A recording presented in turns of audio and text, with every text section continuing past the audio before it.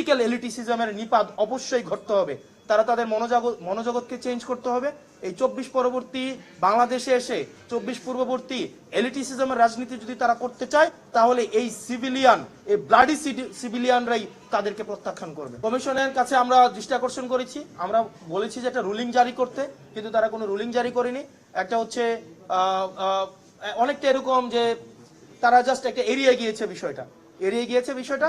তবে কমিশন উপস্থিত যারা আইনজীবী ছিলেন, আইনজীবীদের প্রতি কৃতজ্ঞতা জানাই, কারণ প্রত্যেকটা আইনজীবী তখন এই বিষয়টিকে প্রতিবাদ জানিয়েছে দলমতের ঊর্ধ্বে উঠে। কারণ এটা আইনজীবীদের পেশাগত জায়গা থেকে আমি মনে করেছি এটা হচ্ছে মানহানি হয়েছে।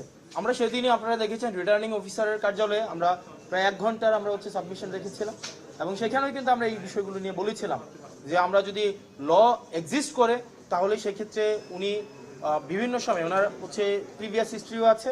উনি 2008 একই ঘটনা করার চেষ্টা করেছিলেন, 2018 একই ঘটনা করার চেষ্টা করেছিলেন, 24-এর ইলেকশনেও উনি যেটা 7ই জানুয়ারি যে আমিডামি নির্বাচন হয়েছে সেখানেও উনি প্রার্থী হওয়ার মনোবাসনা করেছিলেন, সেজন্য ওনার বাড়ি বিক্রি করে কিছু টাকা উনি পরিশোধ করেছিলেন। আবার অর্থাৎ নির্বাচনের যখন সিজন আসে, নির্বাচনের সিজন আসলে ওনার যেই মনে হয় যে ওনার কিছু টাকা দিতে হবে বা হচ্ছে কোর্টকে ম্যানেজ করার, এই বিষয়গুলো হচ্ছে আমরা তখনই এনেছিলাম, কিন্তু তখন আমলে নেইনি। যেটি আবার হচ্ছে আমরা নির্বাচন কমিশনে এসেছি, উনিও আমার বিরুদ্ধে এসেছেন, উনিও আমার বিরুদ্ধে সাবমিশন দিয়েছেন, কিন্তু ওনারটা সেখানে লিগেলি সেটা হচ্ছে আপনার রিফিউটেড হয়েছে, আমারটা সেটা প্রিভেল করেছে। আমরা বারবার বলেছি যে এইভাবে অন্য দলের প্রার্থীদেরকে যেভাবে হয়রানি করা হচ্ছে, অপদস্থ করা হচ্ছে, স্বয়ং ইলেকশন কমিশনের সামনেই হচ্ছে মারা হয়েছে। আমরা ঢাকা ইউনিভার্সিটিতে দেখতাম, ঢাকা ইউনিভার্সিটিতে হলগুলোতে নির্যাতন করা হয়। আমরা দেখতাম যে নূর ভাইকে যখন হচ্ছে লাইব্রেরির সামনে পিটানো হইলো সব মিডিয়ার সামনে, যখন আমরা প্রক্টরের কাছে অভিযোগ দিতে গেলাম, প্রক্টর বলল লিখিত দেন।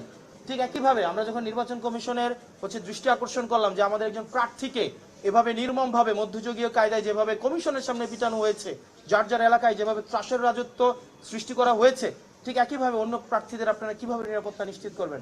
কিন্তু আমরা দেখেছি নির্বাচন কমিশন সেই জায়গায় উনি বলেছেন লিখিত দেওয়ার জন্য, ওনারা নাকি একটা হট্টগোল দেখেছেন, এর বেশি কিছুই দেখেননি। তো নির্বাচন কমিশনের আমরা এখনো পর্যন্ত যেই কাজগুলো করেছেন নির্বাচন কমিশন, আমরা দেখেছি হাদি ভাইয়ের যে ঘটনাটি ঘটেছে সেটিকেও নির্বাচন কমিশন বিচ্ছিন্ন ঘটনা বলার চেষ্টা করেছেন।